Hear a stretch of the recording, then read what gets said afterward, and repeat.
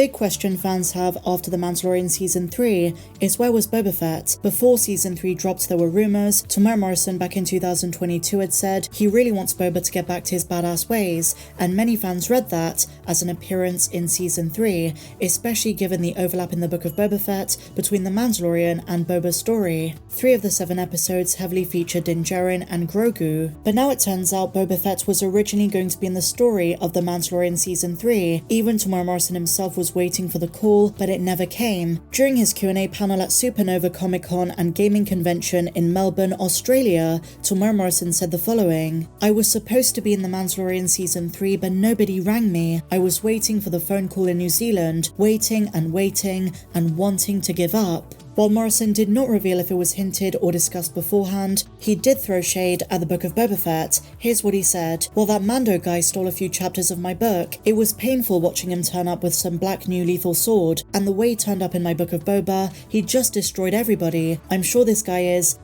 ruining my show, but I couldn't say anything. I'm not the writer, so I have to bear it, I guess." So just as some rumours back in 2022 stated, Temuera Morrison does not sound very happy about his character treatment in the Book of Boba. He's dropped subtle hints here and there, and he even said he wished he spoke less. Not only that, but he wanted more action scenes, and now it seems as though he didn't like that the Mandalorian Din Djarin had a lot of screen time in his own show. But guess what? There's even more. He goes on to say, "I think there's a few changes going on. We also come under the big umbrella known as Disney." So it's one of those last few conversations we had in LA. The conversation started like, "Oh look, we're having a few changes, we're having a few cutbacks," and when you hear that at the other end of the line, it's no good trying to negotiate any more money, that's for sure, so we'll see what happens. At the moment, there are a few Star Wars leaks from MakingStarWars.net that do say Boba Fett is going to return probably in The Mandalorian Season 4. Making Star Wars said there is a secret project going on involving Boba Fett. Could that be the Book of Boba Season 2? Is it for Mando Season 4? In either case, Slave One was there. And there was a rumour, which I covered the other day, that Fennec Shand was originally going to feature in Chapter 24, setting up the next stage for Boba's story. But if Temuera Morrison is saying he was waiting for that call, that means conversations did take place beforehand. He must have been promised that he was going to feature in this season of The Mandalorian, but it never made itself manifest. Now, he could appear in the Ahsoka show, of course, as Captain Rex or Wolf or both, but understandably, he's not too pleased about the situation regarding Boba Fett. I think on some level, most of us expected some kind of appearance or name drop, but the fact he was not even referenced was a bit of a head scratcher. I fully understand that Season 3 had a lot going for it already. There was the stuff with the Darksaber, Din Djarin in the mines, Bo-Katan, Grogu, Ragnar, Paz Vizsla, so you could argue there was no space for Boba, but he was originally in the plans for Season 3, so what went wrong? Well, it sounds as though a few cuts were made, because Mon Mothma was also set to appear, as well as a few other scenes and characters that were cut. A great example is the Fang Fighters, but here's hoping Boba Fett does get more screen time in future seasons, and of course I think Book of Boba Fett deserves a second season. I really want to know if Cad Bane survived. Now, there is a frustration I think with Boba Fett fans, and I consider myself one of them, that we're never going to get stories on the level of some of the Legends comics. Boba Fett in Disney canon seems very different to I think the way George Lucas conceptualized him. A lot of fans call him an action figure character, and of course he was mainly background for the most part, but given what we know about the Clone Wars, Attack of the Clones, some of the adventures he went on during the original trilogy timeline, we really do hope for more from him. And it's not just about the bang bang action sequences and the bounty hunting stuff, because I do love the progression of him becoming daimyo, but I love them to explore that in more depth, do more with it beyond the scope of just Tatooine. I would love more syndicates, more rivals, more threats out there in the galaxy. Let the name Boba Fett spread fear, give him new adversaries. The name Prince Shizor comes to mind, and of course he became canon last year. But if they can build on the foundation that was Season 1, I think they could do really well to develop his story in future seasons, and it doesn't have to be a lot. Even if he's just included in The Mandalorian Season 4, that is something huge, because he does work as a great ally to Din. But let me know your thoughts on this in the comments down below.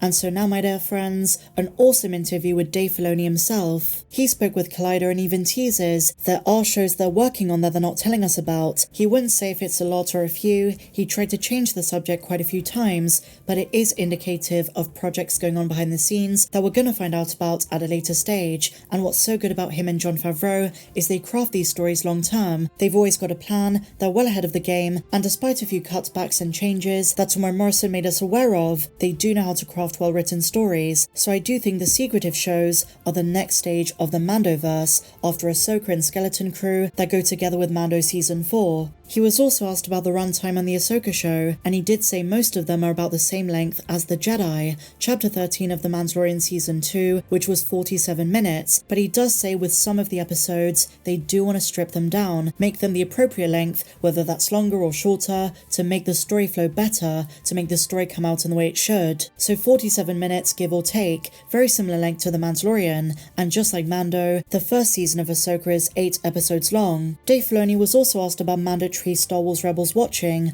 Of course, Ahsoka is the spiritual successor to that show in live action, but he does say you don't have to have watched it. He encourages fans to watch Season 4, but he also says, this is a show for everyone. You don't have to have seen any of Star Wars Rebels. They're trying to make it very accessible, especially for fans who got into Star Wars through The Mandalorian. He doesn't want anyone to feel left out. He also reveals he wrote every single one of the episodes. All 8 are Dave Filoni's creation. He says that while he wants you to watch Star Wars Rebels, he wrote the characters in the Ahsoka show for those fans who haven't seen it, but he does say if you want to learn more about Sabine Wren, more about Hera Syndulla, Ahsoka, go and watch that show. And you guys know, I'm a massive Rebels fan. I'm an advocate for it being the best animated Star Wars series they ever made, even better than The Bad Batch in my opinion. As much as I love Omega, as much as I love that show, it just means so much to me and so many other fans. So that's basically the crux of what Dave Filoni said. Some very exciting stuff, a lot to look forward to, and as always, that drops in August of 2023, so in a few months' time.